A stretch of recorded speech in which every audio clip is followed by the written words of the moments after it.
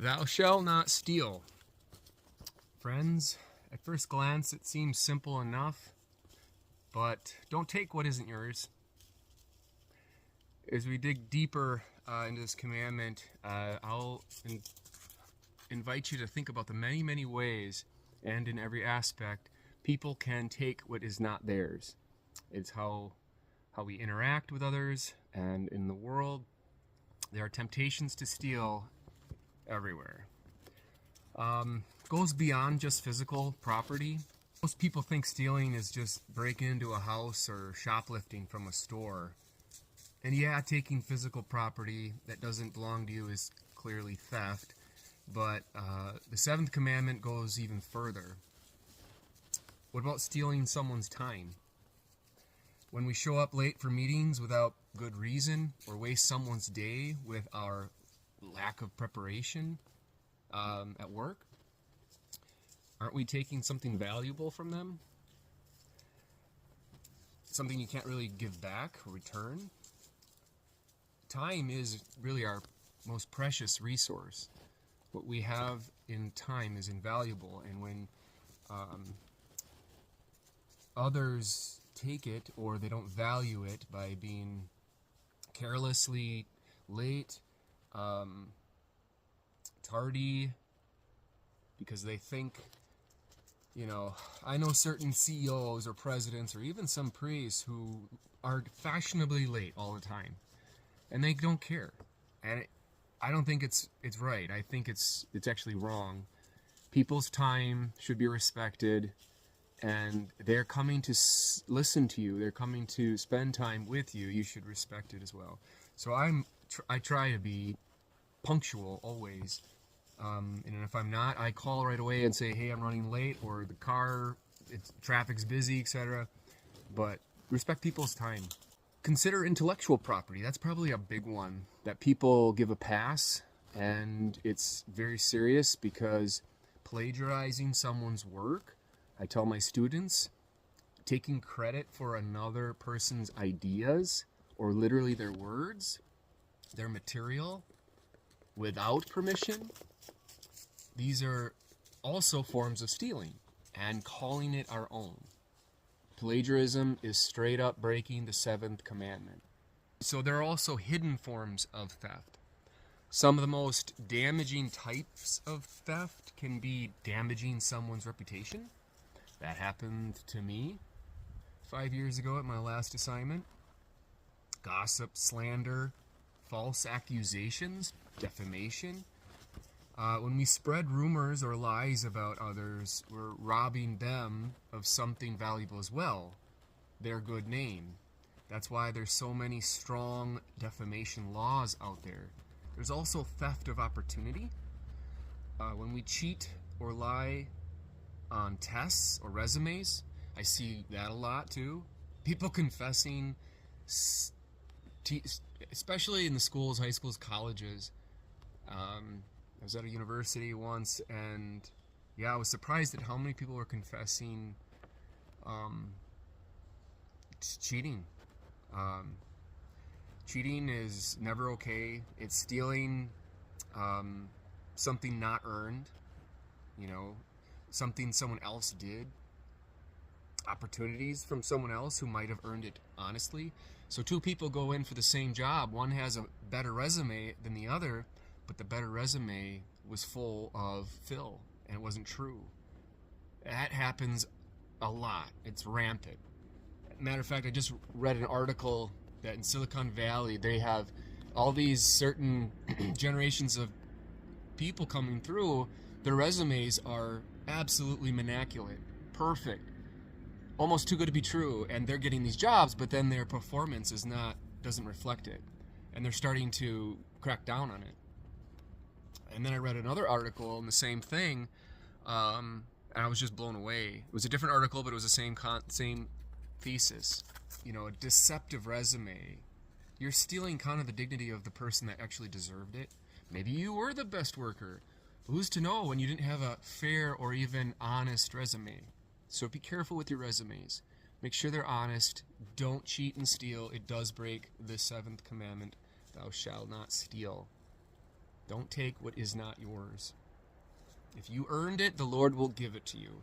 If you have integrity and you're honest and you're fair and you don't take what is not yours, and matter of fact, you do the opposite. You are generous. The Lord will bless you abundantly.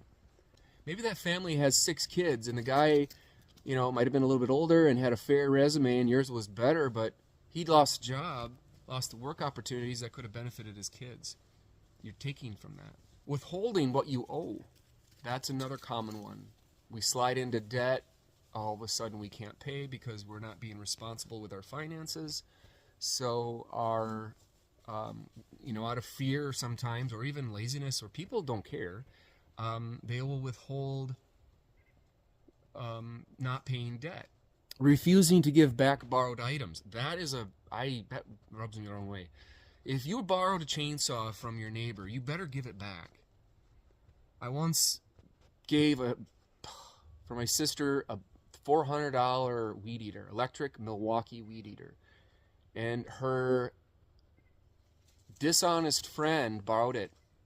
And I came back one summer, I came back from Chicago, I'm like, where's the weed eater? Because I was going to weed eat. She's like, oh, so-and-so has it. And I looked at her, I'm like, you did not. And she's like, oh, she'll give it back. That was 7 years ago. She never gave it back. And I knew because she did it before. She'd take things and never bring them back, and then they just became hers. That's straight up dishonest, and it's stealing 101. It's giving your employers a fair wage. I ran into that as well. And I told him, well, pay him back. And then I said, pay him at 10% extra just because. And he did. So that's a way that someone comes to me in confession and confesses what they've done. They don't even realize what they've done. They, for some reason, had it in their head that they were doing something that wasn't wrong, or they thought they didn't deserve it, or I don't know what it was, an arbitrary thing. It's probably $100,000 in the end. And I said, you give 10% more. That comes right out of Old Testament. How the Jews and the judges with the Israelites, if you were caught stealing, you'd have to pay back. But then you had to pay a little extra too for, damages. All of these violate the spirit of the Seventh Commandment. Why does this matter?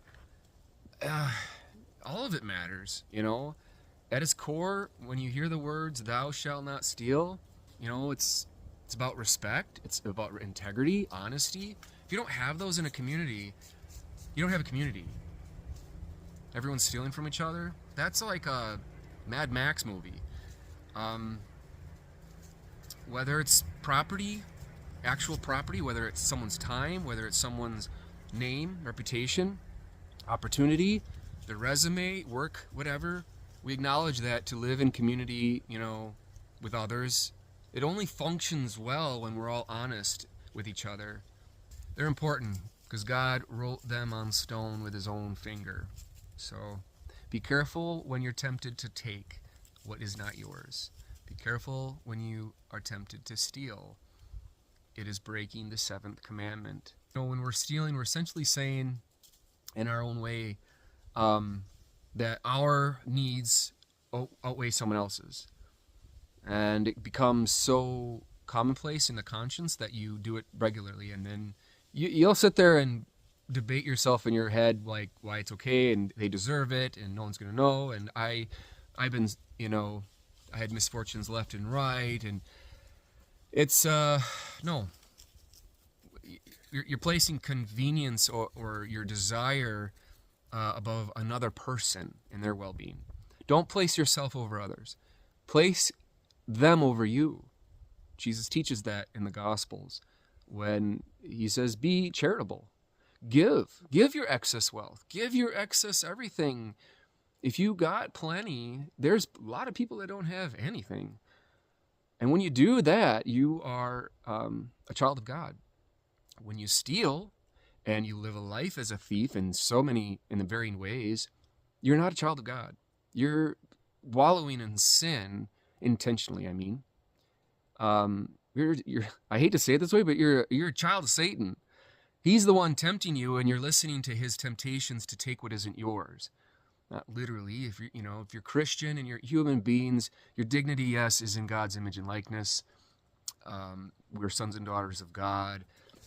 Last but not least, how How do we honor this commandment?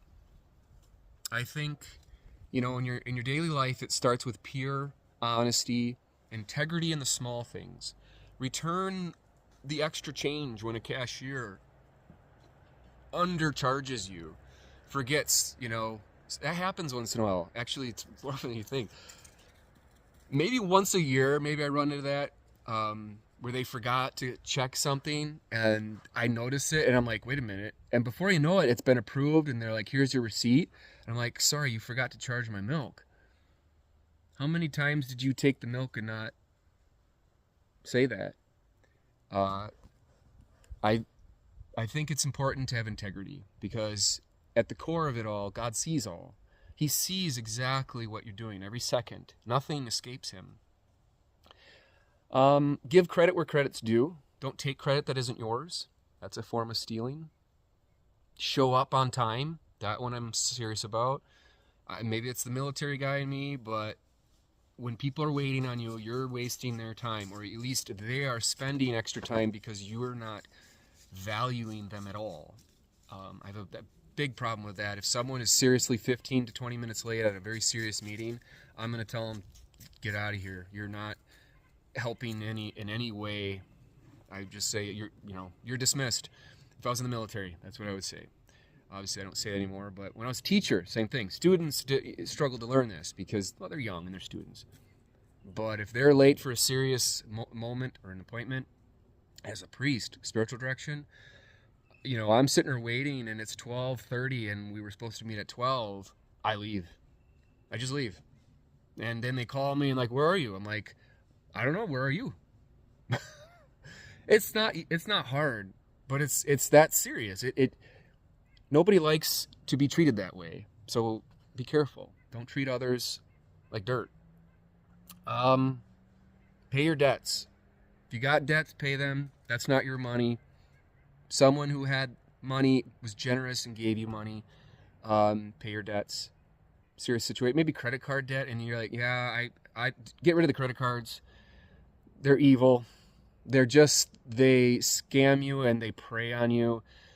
I'm pretty lenient actually with credit card companies. They do what they do with their 30%, and they prey on the weak, and that's called usury to the extreme. I'll be a little bit lenient with that in the confessional, but do your best. If someone like a family member, my brother gave me $5,000 to help me out of a financial situation or a medical situation, and I say, I'll pay it back in a year. I can pay you back in a year. Is that okay? Yeah. When 12 months roll around, you better be sure I'm going to be paying him back when I said I would. Not 2 years later, 3 years later. No, you gotta, otherwise your word doesn't mean anything. There's no honor in that. Seventh Commandment calls us to a life of respect, honesty, and integrity. What is not yours is not yours to take. It's someone else's. And God sees all of this.